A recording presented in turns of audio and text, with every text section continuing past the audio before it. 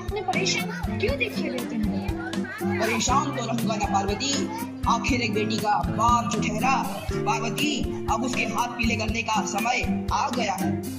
पर हमारी आनंदी तो अभी सिर्फ 9 साल की है।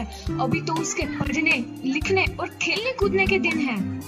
देख पार्वती, लड़कियां पराया धन होती है और जितना जल्दी इन्हें घर से विदा कर दे उतना अच्छा है। कल से आनंद की पढ़ाई लिखाई बंद। पर बापू, इसमें मेरी क्या गलती है? आप मुझे पढ़ाई करने क्यों नहीं देते? तेरी गलती है कि तू एक लड़की है। लड़का होती तो क्या बापू? लड़का होती तो क्या? ए लड़की, ज्यादा जबान ना चला, नहीं तो जबान हलक से खींचकर बाहर निकाल दूंगा। बापू, मैं पढ़ लिख कर कुछ बनना चाहती हूँ। मेरी पढ़ाई ना रोको बापू। आनंदी, तुझे पढ़ना है तो पढ़, लेकिन सारी उम्र बाप की छाती पर ये बोझ बनकर ना बैठ। पर बापू, अभी तो मेरी उम्र पढ़ाई लिखाई की है। मुझे पढ़ लिख कर डॉक्टर बनना है। पढ़ाई पढ़ाई पढ़ाई, आज तो तेरी इन किताबों का काम तमाम करके ही छोड़ूंगा। ये ले। नहीं बापू, मत छोड़ो बापू। मत छोड़ी। नहीं बापू, नहीं। बापू, ये तुमने क्या किया? तुमने मेरी इन किताबों को ही नहीं फाड़ा बापू, मेरी किस्मत फाड़ दी, मेरी किस्मत। ये कॉपी किताबें ना सिर्फ छोरों के हाथ में अच्छी लगती है, लड़कियों के हाथ में तो सिर्फ मेहंदी अच्छी लगती है, मेहंदी। पर बापू, मैं लड़की हूँ तो क्या हुआ? लड़का और लड़की तो हमारी दोनों आंखों के समान होते हैं। चुप कर आनंदी, और यह एहसान मान कि अब तक जिंदा है तू। कहीं बचपन में गला दबाकर मार दिया होता तो यह तेरी बकबक नहीं सुननी पड़ती आज। पर बापू, मुझे चूल्हा जलाना अच्छा ना लगे है। देख छोरी, जितना जल्दी हो तू चूल्हा जलाना सीख ले, उतना ही अच्छा है तेरे लिए। और हाँ, तेरा ब्याह तो होगा, वो भी कल के कल। अपना जीवन है तुम्हारी यही कहानी, आंचल में है दूध और आंखों में है पानी। मुझे माफ कर दे बेटी, तेरे बापू के जिद के आगे मेरी एक न चलेगी। माफ कर दे बेटी, मुझे माफ कर दे। दोस्तों, क्या आप अपना टाइम फेसबुक और इंस्टाग्राम पे वेस्ट कर रहे हो? इसी वक्त बंद कर दो टाइम पास करना। अगर आपको भी चाहिए एक एक्स्ट्रा सोर्स, माफ कर दे। इस प्रकार मात्र 9 वर्ष की छोटी उम्र में आनंदी का विवाह गोपाल राव जोशी से हो गया। बाल विवाह एक सामाजिक कुरीति है और इस कुप्रथा का शिकार होना पड़ा आनंदी को। 5 वर्ष बाद आनंदी 14 साल की हो गई है। उसके घर एक शिशु ने जन्म लिया है। देखते हैं आगे क्या हुआ। देखिए ना, इसे क्या हो गया है? इसका माथा तो अंगार की तरह तप रहा है। इसे तो बहुत तेज बुखार है। आप बिना कुछ भी बोलते हैं, दीजिए मुझे। माधव, माधव, जल्दी से वैद्य जी को बुला के लाओ। जी, अभी बुला के लाता हूँ। ये तुम क्या कर रही हो आनंदी? भगवान की विभूति लगा रही हूँ। बस करो आनंदी, ये सब अंधविश्वास है। अरे आप यकीन तो कीजिए, भगवान की कृपा से इसका माथा ठंडा हो रहा है और बुखार भी उतर गया है ना बाबू? देखिए, दीजिए मुझे। उठो बाबू, आंखें खोलो, तुम्हें तुम्हारी माँ बुला रही है। आंखें खोलो, देखिए ना इसे क्या हो गया है? आंखें भी नहीं खोल रहा। आंखें खोलो बेटा। आप चुप क्यों है? आंखें खोलो बेटा, आंखें खोलो। आनंदी, हमारा बेटा कभी आंखें नहीं खोलेगा। नहीं, ऐसा नहीं हो सकता। मेरे बेटे को मुझसे कोई नहीं छीन सकता, कोई नहीं छीन सकता। पागल मत बनो आनंदी। माधव, माधव। आनंदी, बंद करो ये पागलपन। भगवान ने मेरा बच्चा छीन लिया। भगवान ने नहीं, तुम्हारी अशिक्षा और अंधविश्वास ने तुम्हारा बच्चा छीना है। अगर तुम पढ़ी लिखी होती तो आज हमारा शिशु जीवित होता। तुम अनपढ़ थी आनंदी, अनपढ़। नहीं, अब मैं अनपढ़ नहीं रहूंगी, नहीं रहूंगी मैं अनपढ़। मैं पढ़ूंगी ताकि कल किसी और आनंदी को इलाज के अभाव में अपना बच्चा ना खोना पड़े। शाबाश आनंदी, और यही तुम्हारे अपराध के लिए प्रायश्चित भी है।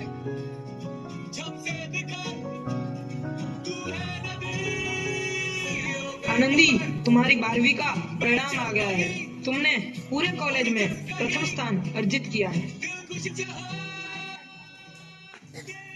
आनंदी, तुम्हारी मेहनत रंग लाई है। तुम्हें शिक्षा वृत्ति मिली है। ये लो तुम्हारे अमेरिका जाने की टिकट।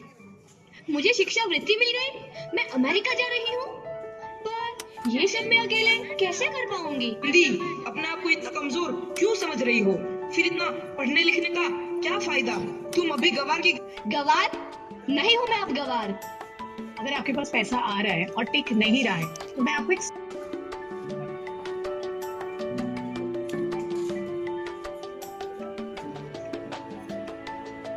तो इस प्रकार 7 अप्रैल 1883 को आनंदी अमेरिका के पेंसिल्वेनिया के लिए रवाना हुई और 3 साल बाद उन्होंने डॉक्टर ऑफ मेडिसिन की उपाधि प्राप्त कर ली।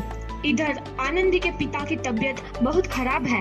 आगे क्या होता है देखते हैं। लगता है अब मेरे जाने का समय आ चुका है।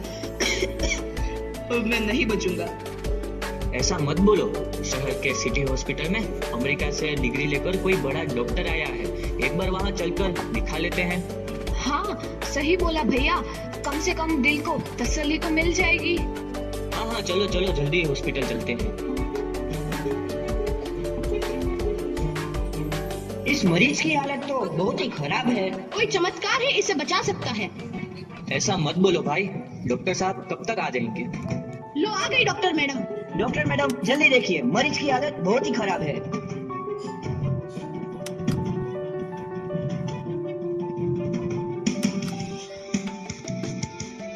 अब आप बिल्कुल ठीक हैं। मौत के मुंह से आपको बचाया है डॉक्टर मैडम ने।